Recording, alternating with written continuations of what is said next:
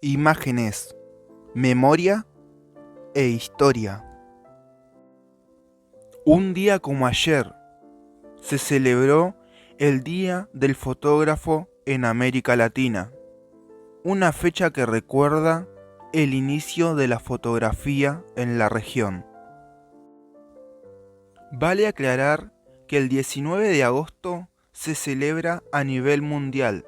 La diferencia en la fecha alude a la llegada del daguerrotipo a América Latina.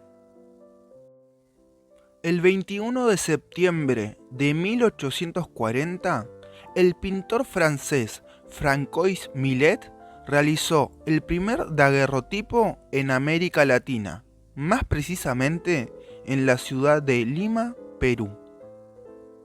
El daguerrotipo fue una técnica fotográfica revolucionaria usada para captar imágenes mediante una cámara con una resolución y claridad extraordinarias incluso para los estándares actuales. Permitió obtener imágenes permanentes en una placa de cobre recubierta por plata y pulida como un espejo. Su inventor fue el francés Louis Daguerre, de ahí su nombre, quien la introdujo en 1839. Este novedoso invento cambió la fotografía en el mundo entero. Antes de la llegada del daguerrotipo, las imágenes eran retratadas a través de la pintura. Para tomar una fotografía o daguerrotipo, se usaba una placa de cobre recubierta de plata pulida, que se hacía fotosensible mediante vapores de yodo, bromo y cloro. Después se introducía en una cámara oscura y se exponía a la luz, lo que favorecía la formación de nanopartículas de plata de 1 o 2 nanómetros. Estas crecían hasta los 100 nanómetros durante el revelado con mercurio, y finalmente la imagen se fijaba sumergiendo la placa en una solución acuosa de tiosulfato. En resumen, el daguerrotipo es un proceso por el cual se obtiene una imagen en positivo a partir de una placa de cobre recubierta de yoduro de plata. La técnica del daguerrotipo se usó mucho durante 2 décadas, pero acabó siendo reemplazada por otras tecnologías más baratas y eficientes. Ayer, 21 de septiembre, celebramos la contribución de Francois Millet a la fotografía en América Latina y reconocemos la evolución de este arte, que nos da el pie para hablar de una de las fotografías más icónicas. En 1984, la guerra entre los rebeldes afganos y el ejército soviético azotaba Afganistán. Fue entonces cuando el fotógrafo estadounidense Steve McCurry viajó al país para documentar la realidad de la guerra. En un refugio para niños en Pakistán, McCurry conoció a Sharbat Gula. Dato de color: Steve no sabría este nombre hasta 17 años más tarde. Sharbat Gula, una niña de 12 años que había huido de Afganistán después de que su padre y 2 hermanos murieran en un ataque aéreo soviético. El campo de refugiados en Pakistán era un océano de tiendas. En el interior de una de ellas, más precisamente la de la escuela, aquella niña fue la primera en llamar la atención de Steve. Al percibir su timidez, se acercó y con la luz suave propia de la tienda retrató a la niña afgana. Segundo dato de color: McCurry en una entrevista menciona: "No pensé que su fotografía sería diferente de cualquier otra que había hecho ese día". En junio de 1985, Este retrato pasa a ser más que un retrato cualquiera, al ser elegido para aparecer en la tapa de la revista National Geographic. Si bien esta fotografía no iba a ser la elegida para la portada, el director de la revista, al ver la imagen, decidió que sí lo fuera.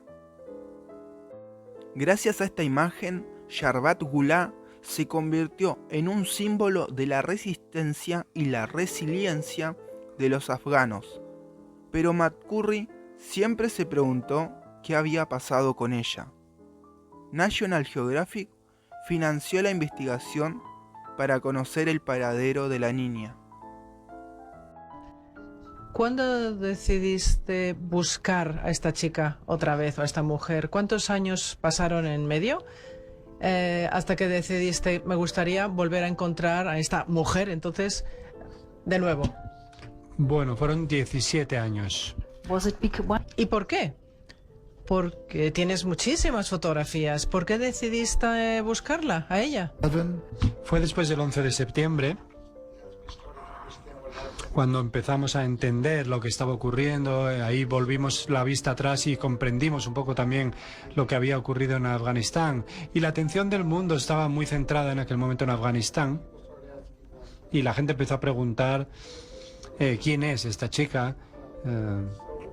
Así que decidí, junto con los cineastas, tratar de volver y buscarla, para ver qué había sido de ella y cuál era su historia, la historia que tenía que contar. Finalmente, en 2002, la encontraron. Ya no vivía en Pakistán. Ella vivía en una aldea en Afganistán. Para saber si realmente era la misma persona que 12 años atrás había sido fotografiada, inspectores forenses del FBI, mediante una tecnología de reconocimiento facial y la comparación de los iris de la primera fotografía y una actual, pudieron confirmar que se trataba de la misma persona. Aunque su vida había cambiado, su mirada seguía siendo igual de intensa. Es en este encuentro en donde se le puede dar nombre a la persona detrás de la foto, ya que durante 12 años no se conocía su nombre, y es por ello que la llamaban la muchacha afgana. Y muy brevemente, ¿nos puedes hablar un poquito de la fundación y de lo que hiciste por ella? Bueno, después de encontrarla, la revista empezó a enviarle dinero cada mes. Ahora está bajo la protección del gobierno en Afganistán, en Kabul, pero hasta entonces, hasta hace 3 años más o menos, National Geographic le enviaba dinero cada mes. Y yo mismo y mi hermana le enviábamos también cada mes algo de dinero.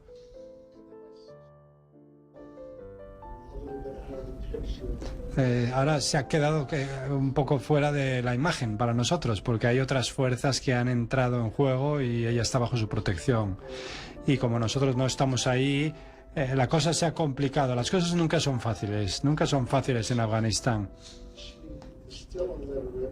Ella sigue siendo analfabeta y su vida va a seguir siendo difícil, seguro. La fotografía puede cambiar la forma en la que vemos el mundo. La historia de Sharbat Gula es un ejemplo de cómo una imagen puede conectar a las personas y hacer que se sientan emocionalmente involucradas en las historias de los demás. Sin más nada que agregar, suscríbete, like y comenta. ¿Qué efeméride te gustaría escuchar en este canal?